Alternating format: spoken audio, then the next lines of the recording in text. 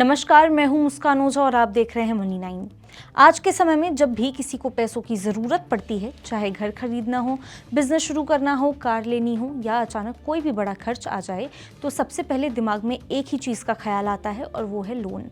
सबसे ज़्यादातर जो लोग हैं ना, सीधे बैंक जाते थे पहले के ज़माने में, लेकिन अब थोड़ी सी तस्वीर बदलती हुई नज़र आ रही है। पिछले कुछ सालों में NBFCs यानी कि नॉन बैंकिंग फाइनेंशियल कंपनीज ने भारत के लेंडिंग मार्केट में तेज़ी से अपनी जगह बनाई है।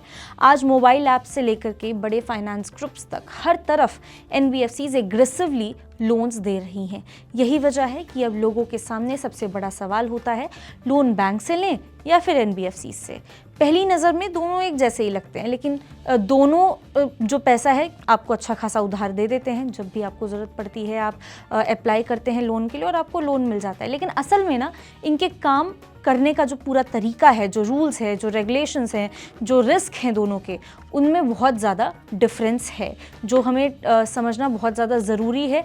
जब आप लोन लेने की बात करते हैं, जब आप किसी को सुनते हैं कि कोई लोन लेने जा रहा है, तो उस व्यक्ति को, उस कस्टमर को ये सारी तमाम चीज़ों की जानकारी होना बहुत ज़्यादा ज़रूरी है, क्योंकि इंटरेस्ट रेट अलग होता है, रिस्क अलग होता है, रूल्स रेगुलेशंस अलग होते हैं और कस्टमर्स हैंडलिंग काफ़ी अलग होती है। अब फ़र्क समझना बहुत इंपॉर्टेंट है। गलत जगह से अगर आपने यहाँ पे लोन ले लिया तो आगे चल करके फाइनेंशियल प्रेशर आपके ऊपर बढ़ सकता है। सबसे पहले बैंक को समझते हैं।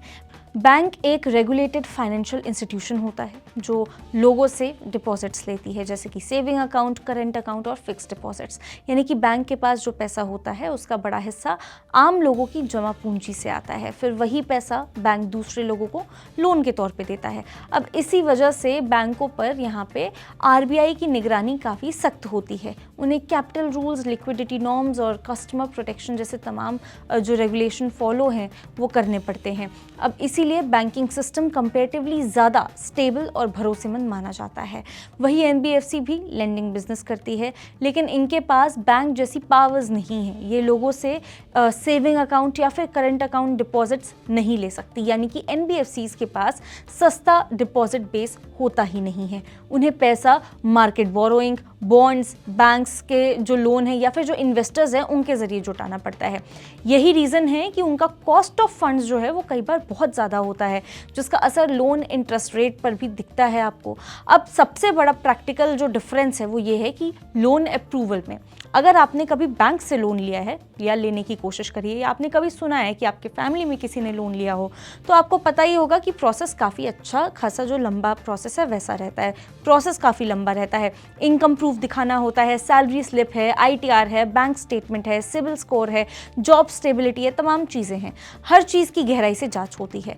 अगर क्रेडिट हिस्ट्री जो है वो कमज़ोर है, तो नौकरी स्टेबल नहीं है या फिर डॉक्यूमेंट्स जो है वो प्रॉपर नहीं है, तो बैंक जो लोन है आपका वो रिजेक्ट भी कर सकती है। यही NBFCs, अगर हम NBFCs की बात करें तो अपनी सबसे बड़ी ताकत जो है वहाँ पे उनकी यही है, वो कंपैरेटिवली बैंक के ज़्यादा फ्लेक्सिबल होती हैं।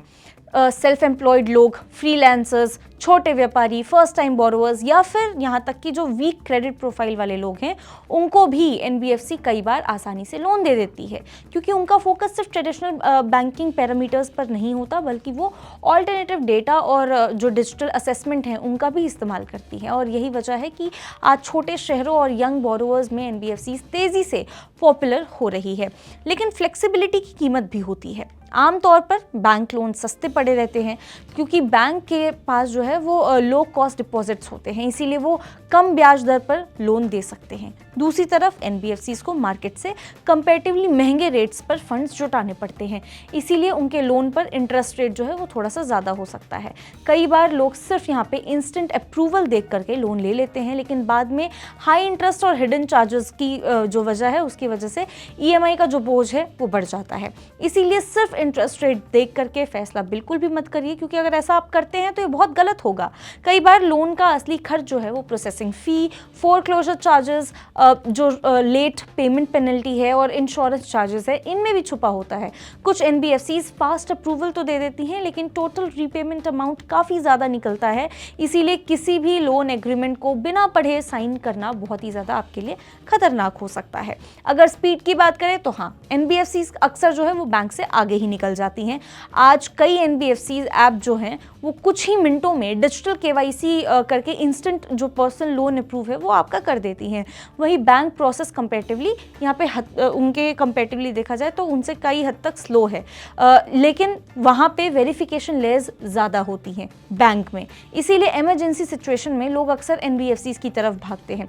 कस्टमर एक्सपीरियंस में भी दोनों का जो अप्रोच है वो अलग होता है। एनबीएफसीज कई बार ज़्यादा फ्लेक्सिबल ईएमआई ऑप्शंस और कस्टमाइज रीपेमेंट्स प्लान देती हैं, वही बैंक एक कंप्लीट फाइनेंशियल इकोसिस्टम ऑफर करते हैं। Saving account, FD, insurance, credit card, investment और लोन सब कुछ एक ही जगह। इसी वजह से बहुत से लोग बैंक को ज़्यादा सुरक्षित और ट्रस्टवर्दी मानते हैं कंपैरेटिवली एनबीएफसीज के। लेकिन पिछले कुछ सालों में एक और ट्रेंड तेज़ी से बढ़ता हुआ नजर आया। भारत की इकोनॉमी में एनबीएफसीज की भूमिका देखिए, छोटे बिजनेस ओनर्स, एमएसएमई, जो रूरल बोरोवर्स हैं और अनबैंक पॉपुलेशन जो है वहाँ तक क्रेडिट पहुँचाने में जो एनबीएफसीज है उसने बहुत बड़ा एक रोल निभाया है। कई ऐसे लोग जिन्हें बैंक रिस्की मान करके लोन देता ही नहीं था, उन्हें एनबीएफसीज ने फंडिंग दी है। इसीलिए इकोनॉमी में उनका जो कंट्रीब्यूशन है वो काफ़ी इंपॉर्टेंट माना जाता है। हालांकि रिस्क भी उतना ही बड़ा है क्योंकि एनबीएफसीज का फंड मॉडल मार्केट बोरोइंग पर ज़्यादा डिपेंड करता है। इसीलिए इकोनॉमिक स्लोडाउन या फिर लिक्विडिटी क्राइसिस के समय उन पर प्रेशर जल्दी आ सकता है। अब इस सारे चीज़ों के बाद ना ये बात काफ़ी ज़्यादा साफ हो जाती है कि अगर किसी भी बड़े एनबीएफसी में प्रॉब्लम आती है तो उसका असर जो है वो पूरे फाइनेंशियल सिस्टम पर पड़ सकता है। सिंपल अगर आप भाषा में समझने की कोशिश करें, अगर आपकी इनकम स्टेबल है, क्रेडिट स्कोर अच्छा है और आपको लो इंटरेस्ट लोन चाहिए तो बैंक बहुत अच्छा ऑप्शन आपके लिए साबित हो सकता है। लेकिन हाँ, अगर आपको जल्दी लोन चाहिए, डॉक्यूमेंट्स लिमिटेड है या फिर ट्रेडिशनल बैंकिंग जो अप्रूवल है, जो बैंक की तरफ से अप्रूवल होता है उसमें क्योंकि लेट होता है, तो ये सब आपको इन सारे झंझटों से बचना है तो एनबीएफसीज आपके लिए मददगार साबित हो सकता है।